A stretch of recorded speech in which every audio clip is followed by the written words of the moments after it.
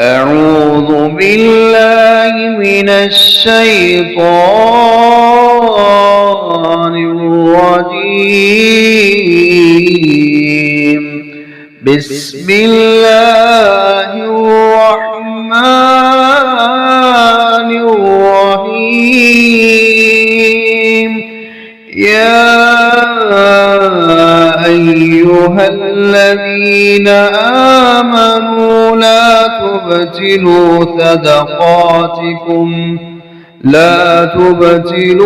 صدقاتكم بالمن والأذى كالذي ينفق ماله رئاء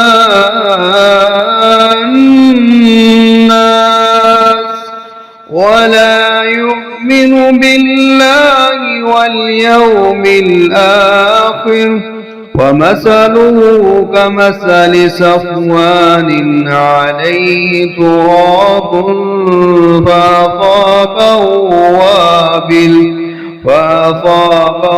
وابل فتركه صلدا. لا يقدرون على شيء مما كسبوا، والله لا يهدي القوم الكافرين. ومثل الذين ينفقون أموالهم ابتغاء مرضات الله وتثبيتا من أنفسهم كمثل جنة بربوة أصابها وابل فآتت أكلها ضعفين، وإن لم يصبها وابل فطل، والله بما تعملون بصير. أيود أحدكم أن تكون له جنة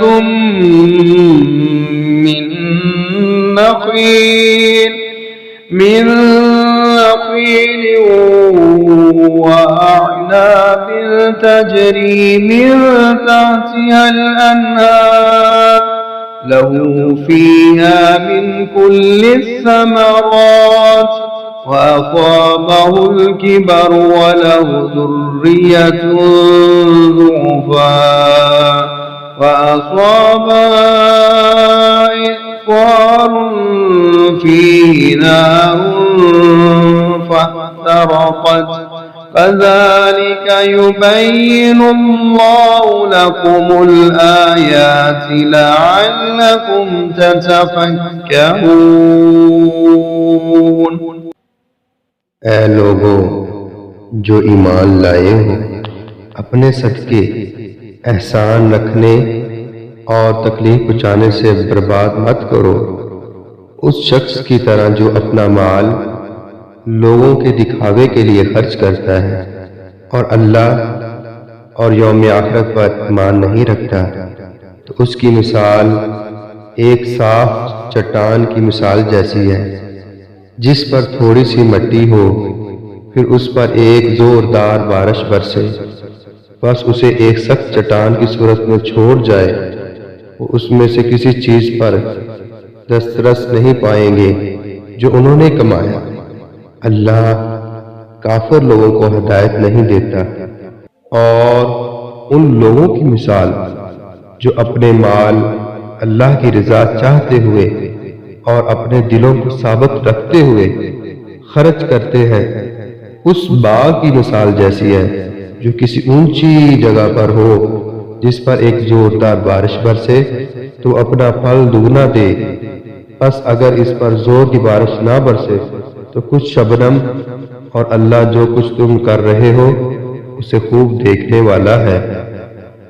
क्या तुम में से कोई पसंद करता है कि उसका खजूरों और अंगूरों का एक भाग हो जिसके नीचे से नहरें बहती हों, उसके लिए उसमें ہر قسم کے کچھ نہ کچھ پھل ہوں اور اسے بڑھاپا آ پہنچے اور اس کے کمزور بچے ہوں، پھر اسے ایک بگولا آ پہنچے جس میں ایک آگ ہو تو وہ بالکل جل جائے، اسی طرح اللہ تمہارے لیے کھول کر آیات بیان کرتا ہے تاکہ تم سوچو۔